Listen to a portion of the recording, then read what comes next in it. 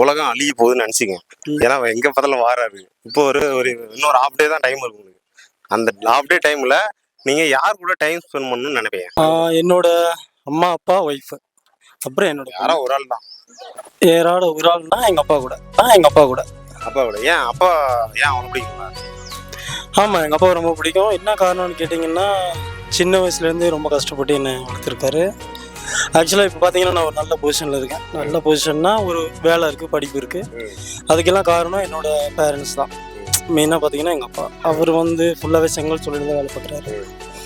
இது வரைக்குமே சின்ன வயசுலேருந்து பார்த்தீங்கன்னா இது வரைக்குமே அங்கே வேலை பார்க்குறாரு. இருக்கணும் இப்போ நீங்கள் நல்ல வேலையில் இருக்கீங்க. அவர் அந்த சூழல் சொல்ல கஷ்டப்படுறது ரெடியூஸ் பண்ணலாம்ல.